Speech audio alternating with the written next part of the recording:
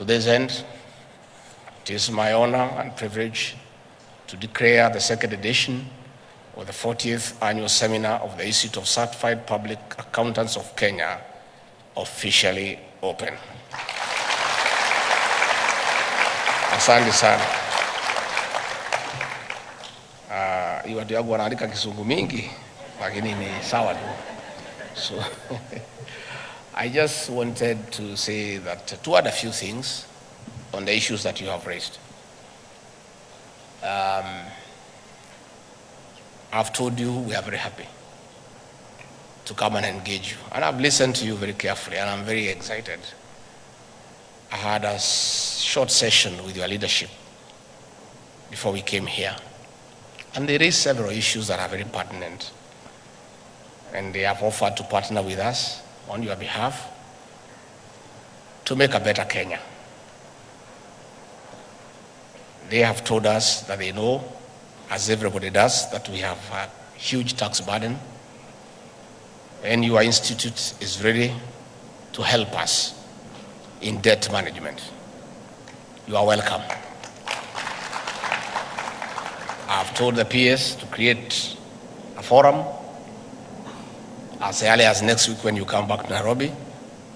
If you want to take a rest from Mombasa for a week, it's still okay. And you engage the CS and the PS and the experts at the National Treasury on what you think we can do in managing public debt. And after you finish with the Treasury, we'll ask you to come and make a presentation before President William Ruto on what you think we can do. Many people are not truthful. Myself, I'm a truthful person. And you know, many people want to skirt around the issues that I have, making us have a challenge as a country. The truth of the matter, and you people know it. Our challenge is nothing else but public debt, which is unmanageable. This debt, we did not make it ourselves.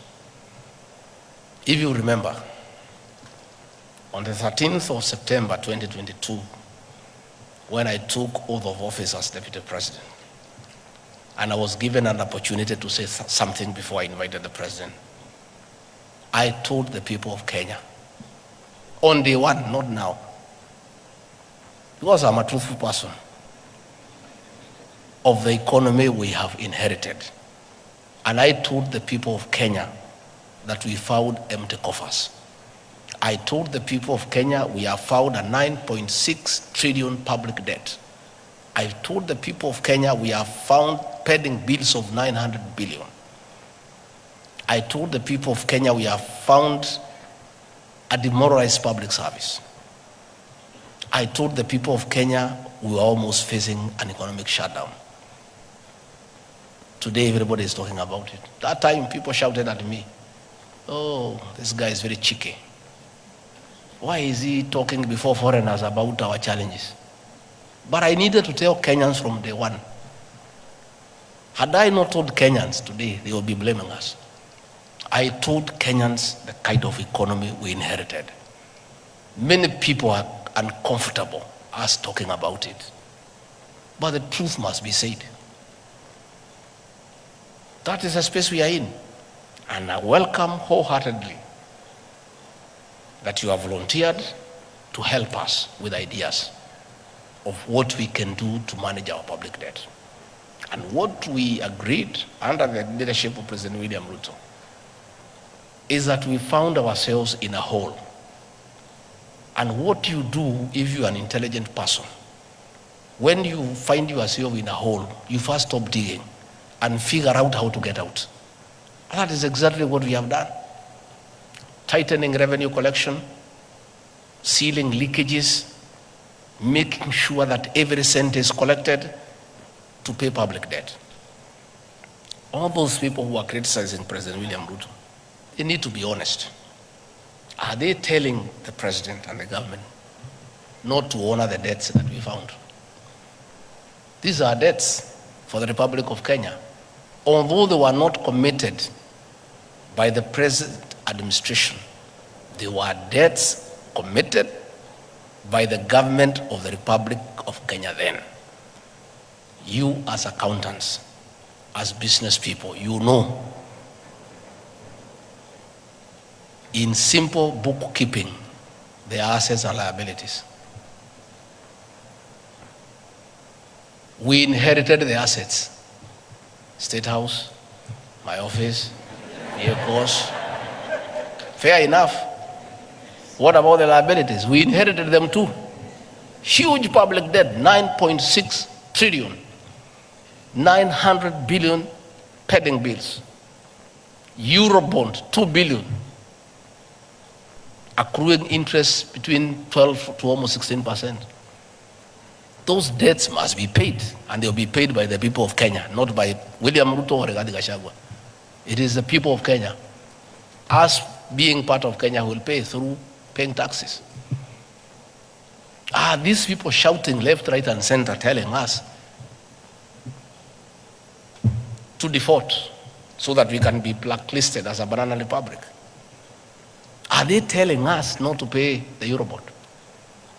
Are they telling us not to pay what we owe the local banks? We want them to come and tell us. Don't just shout. Offer a solution. These debts are on record. We did not borrow as we were in the forest. William Ruto alikuwa ametengwa nje. He was not attending cabinet. He was not attending the National Security Council. He was not part of committing the country to those debts. But he is the President of the Republic of Kenya. He inherited those debts. He has to figure out how they have to be paid. And we are inviting you, good people, to help us with ideas of what we do, how we can go about it, how do we avoid them in future. Through continuous engagement, through bilateral and multilateral diplomacy, the President has traveled around the country, the world, engaging multilateral leaders, the IMF, the World Bank, key partners, the United States, the People's Republic of China. Currently, he has just left Germany for France to see how we partner with the world to get us out of the mess we are in. And it has started to pay. Yesterday, the World Bank made a huge pronouncement of $12 billion in the next 3 years. Concessional loan on very low interest, as opposed to trying to borrow money here from local banks. The IMF, 4 days ago, made a similar announcement of a huge intervention. We have public roads that have all stalled. We need to get the contractors back on site. We have to get this money somehow. We did not create this situation. We found it. And they are uncomfortable when we say that's the situation we found. What do they want us to say? You people know, you manage companies. You know, you look at the state of the books when you take over a company. You take a company that is in the red, you know what to do with it. You take a going concern, you know what to do with it. But as we didn't have a choice, Kenya is ours. We took it the way it was because this is our country. If we had a choice, we would have looked for another company, not Kenya. Because of the huge debt portfolio through irresponsible borrowing. When we tell the story, because we are going to tell the story, people will be shocked. How $2 billion was taken from the central bank and put in a private bank that is responsible for the situation we are in, the weakening of the shilling. And people want to sit there, and we know what they did. And we had said, let bygones be bygones. But there's a good discussion. We are going to have a good discussion. We are putting the figures into place, who took what and where, so that the people of Kenya can know why we are in this shit and this mess. to be fair to everybody, how do people expect a government to fix a 10-year mess in 1 year? A mess of 10 years. Through state capture, conflict of interest, outright theft of public resources, irresponsible borrowing, misuse of public funds, misapplication of funds into useless legacy projects. And here we are. We must be truthful to the people of Kenya, because it's important that we be truthful to the people of Kenya. And when the people of Kenya finally know the truth, they will make a judgment, an assessment on who is right and who is wrong. But what I can assure you, the president and the rest of us are determined to fix this economy, and this economy we shall fix it. And there are good signs. And signs are, last year, for the first time in 8 years, at the closure of financial year at midnight on June 30th, we had given every cent owed to the county governments. And previously, we had arrears of 5 to 6 months for county governments, for years. By the closure of financial year on June 30th, we had disbursed the last coin to the constituency development funds. For the first time, we have no arrears for our elderly men and women for their monthly stipend. We found an arrears for 8 months for those senior citizens who need that 2,000 to buy drugs, to buy food. We have cleared all that. Today, they get their stipend before civil servants are paid. And we have said, let anybody who has an idea on how to fix this economy come and talk to us. I want, on behalf of the president, to welcome you as ISPAC. Come and talk to our people at the National Treasury, and we'll ask you to talk to the president, and all of us are aligned. This is our country, and as I said, we don't know everything.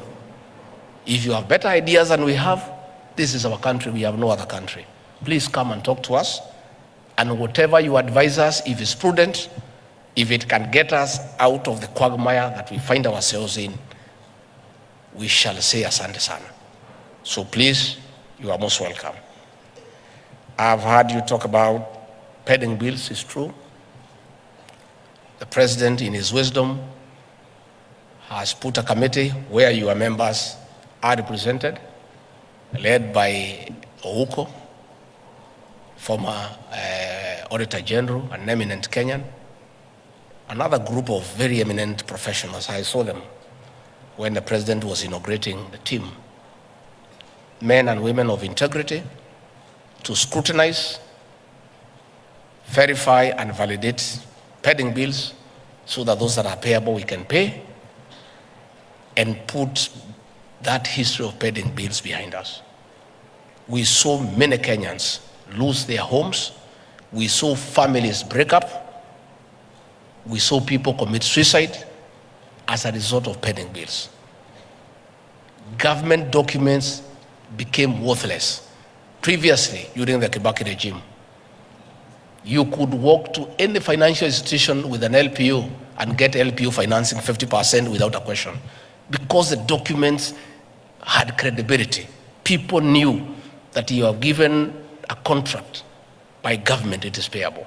Today, there is no bank or microfinance institution that will honor an LPO, because you supply 2, 3, 4, 5 years down the line, you have not been paid. We want to restore the sanctity of government LPOs and LSO and contracts so that they become bankable, that you can walk to a bank and get cash against it to carry out the works that you have been given. So that is ongoing. Again, you have said you have your issues of the remuneration role. You have explained to me there and here, and what we have agreed, I'll create the framework. My office has been tasked by the president the responsibility of coordinating constitutional commissions and independent offices. I'm the one who does that coordination in my office. So we have agreed with the chair. I'll call that forum for you, the Attorney General and no other people involved. We begin that conversation so that, like your counterparts, the lawyers and other professionals, you can have your own remuneration role. Lakini msiweke pesa mingi sana, mlipisha kidogo. There is too much competition. Even these lawyers, I can tell you, because some of us wafanyi biashara pia, hatuwalipi ile iko kwa hiyo role. Tuna negotiate because mawakili ni wengi sana.